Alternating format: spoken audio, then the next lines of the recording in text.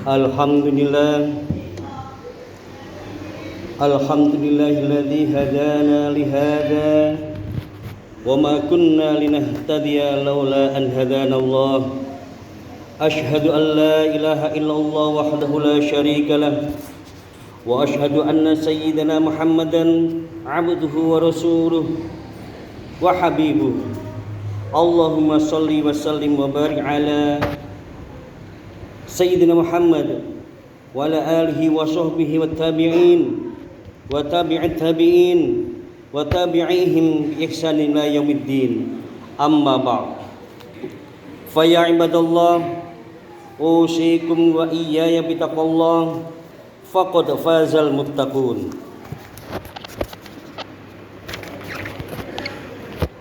Para jamaah yang dimuliakan Allah, Allah memperingatkan kepada kita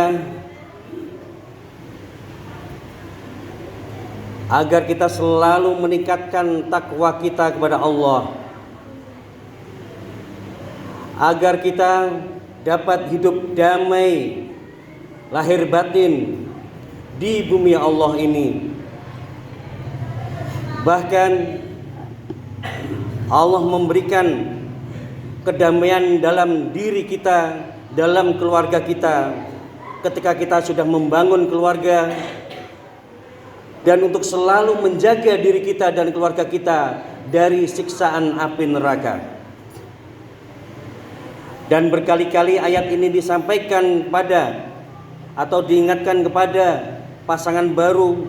A'udzubillahi minasyaitonirrajim. Wa min ayatihi an khalaqalakum min anfusikum azwaja litaskunu ilaiha wa ja'ala bainakum mawaddatan wa rahmah inna fi dzalika laayatil liqaumin yatafakkarun. Dan di antara tanda-tanda kekuasaannya adalah Dia menciptakan untukmu istri-istri dari jenismu sendiri, supaya kamu cenderung dan merasa tentram kepadanya, dan dijadikannya di antara kamu rasa kasih dan sayang. Sesungguhnya pada yang demikian itu benar-benar terdapat tanda-tanda bagi kaum yang berfikir. Surat Ar-Rum 21. Dan di ayat yang lain Allah menyebutkan, A'udzubillahi minasyaitonirrajim. Qu anfusakum wa ahlikum nara. Jagalah dirimu dan keluargamu dari siksaan api neraka. Para jamaah yang dimuliakan Allah, sebenarnya khotib tidak ingin membicarakan panjang lebar tentang keluarga. Namun ada kaitannya dengan keluarga, bahwa hari ini adalah 1 bulan menjelang bulan Ramadan. Bahkan beberapa hari yang lalu baru saja kita peringati peristiwa besar yang pernah terjadi pada diri Rasulullah sallallahu alaihi wasallam, yaitu turunnya perintah salat, dan perintah satu-satunya perintah yang diberikan oleh Allah langsung pada Rasulullah sallallahu alaihi wasallam tanpa perantaraan malaikat Jibril. Subhanallah, subhanallah. Dan itulah yang disebut dengan peristiwa Isra Mi'raj. Jamaah-jamaah yang dimuliakan Allah, untuk menempuh kebahagiaan ataupun kedamaian dalam keluarga kita, tidak salah kalaulah kita mengkaji ulang ada sebuah perintah yang terselip di dalam perjalanan Isra Mi'raj.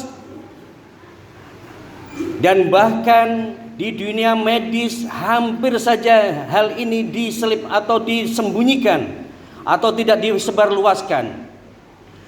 Banyak saudara-saudara kita yang tidak mengetahui perintah tersebut. Ternyata para jemaah-jemaah yang dimuliakan Allah, selain perintah sholat yang langsung diberikan langsung oleh Allah kepada Nabi Muhammad SAW, ternyata ada perintah lain lagi yang lewat para malaikat. Ketika Rasulullah SAW bertemu para malaikat ketika perjalanan Isra Mi'raj, para malaikat memerintahkan kepada Rasulullah agar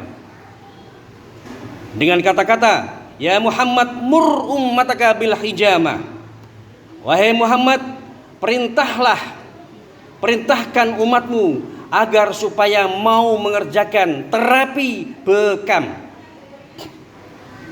Terapi bekam para jamaah-jamaah yang dimuliakan Allah. Terapi bekam bukan sekedar mengeluarkan darah dari kulit, namun perintah sunnah yang dicontohkan oleh Rasulullah SAW yang disampaikan para malaikat ketika perjalanan Mi'raj. Ketika perjalanan Mi'raj, ini tidak gemen-gemen, ini tidak sembarangan. Terapi ini adalah terapi yang sangat luar biasa, yang jelas turunnya ketika perjalanan Mi'raj di langit sana. Bahkan bisa disejajarkan dengan perintah sholat karena turunnya ada di langit. Perjalanan Mi'raj.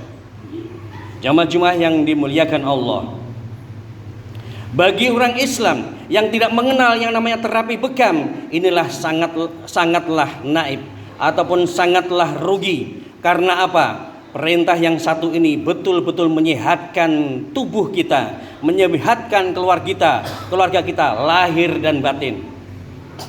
Jamaah-jemaah yang dimuliakan Allah, jelas-jelas Rasulullah diperintah oleh para malaikat, ya Muhammad mur ummataka bil hijamah.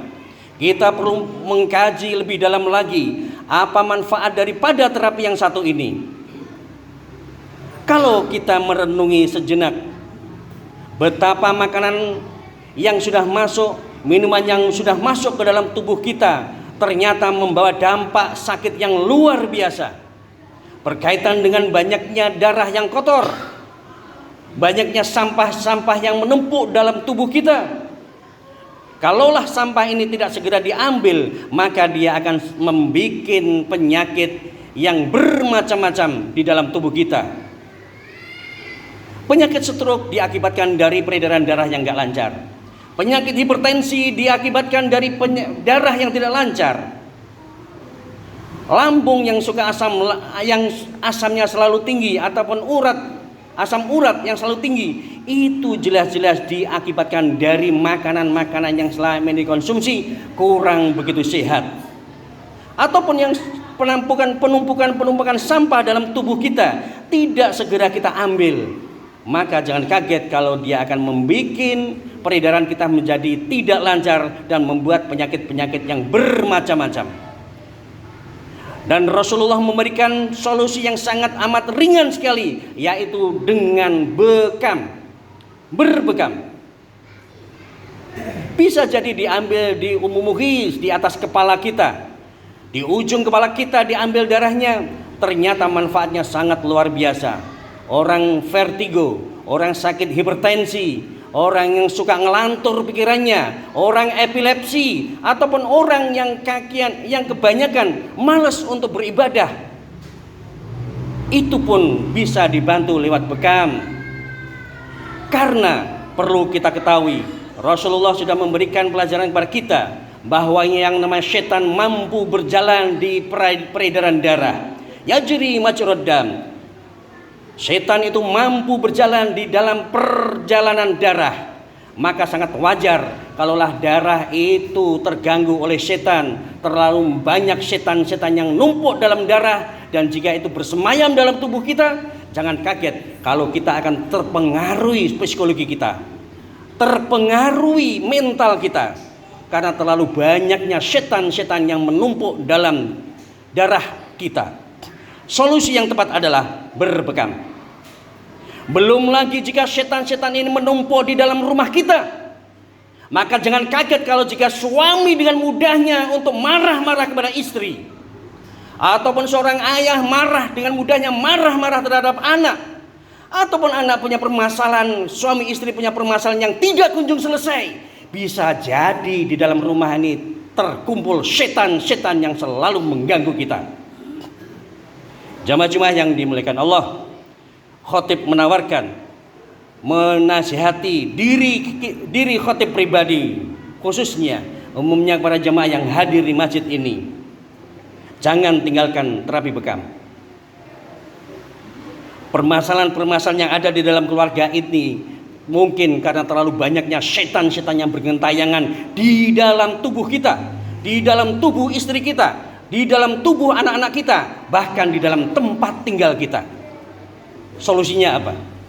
Istighfar, berpegang, dan kita bersihkan rumahnya dengan bacaan Al-Quran. Karena jelas, wa nunazzilu minal Qur'ani ma huwa syifaa'un wa rahmatul lil mu'minin. Diturunkannya Quran adalah sebagai syifa dan rahmat bagi orang-orang yang beriman. Kalau kita mengakui diri kita ini sebagai orang yang beriman, marilah kita usir setan-setan yang selalu mengganggu kita ini dengan bacaan Al-Quran. Insya Allah sangat efektif.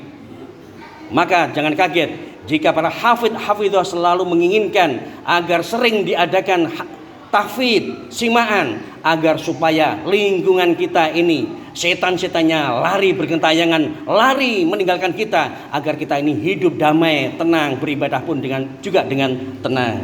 Jamaah-jamaah yang dimuliakan Allah, mudah-mudahan khutbah yang singkat ini dalam rangka menyehatkan diri kita, diri keluarga kita, anak-anak kita. Mudah-mudahan Allah selalu melindungi kita dari godaan setan yang terkutuk. Dan jangan kaget, dimanapun kita berada selalu ada setan, selalu ada setan yang selalu mengganggu kita. Selama kita menghadapinya, cukuplah kita berlindung kepada Allah dari godaan setan yang terkutuk. A'udzubillahi minasyaitonir rajim. Ataupun dengan japa mantra yang lain dengan surat An-Nas, Qul a'udzu birabbin nas, malikin nas, ilahin nas, min syarril waswasil khannas, alladzi yuwaswisu fi sudurin nasi minal jinnati wan nas. Karena bacaan ruqyah itu adalah jopo montro bahasa Jawanya, tapi di dalam istilah Arab itu adalah ruqyah, dan ruqyah itu bisa kita kerjakan sendiri. Insya Allah semua jamaah yang hadir ini bisa meruqyah sendiri dengan bacaan surat An-Nas ataupun Fatihah. Insya Allah, insya Allah. Allahumma amin. A'udzubillahi minasyaitonirrajim. Bismillahirrahmanirrahim. Wal 'ashr innal insana lafi khusr illa alladziina aamanu wa 'amilus shalihati wa tawassaw bil haqqi wa tawassaw bis sabr. Barakallahu li wa lakum fil Qur'anil 'azim wa nafa'ani wa iyyakum bima fihi minal ayati wa dzikril hakim wa taqabbal minni wa minkum tilawatahu innahu was-sami'ul 'alim wa qur rabbi farham wa anta khairur rahimin. Allahumma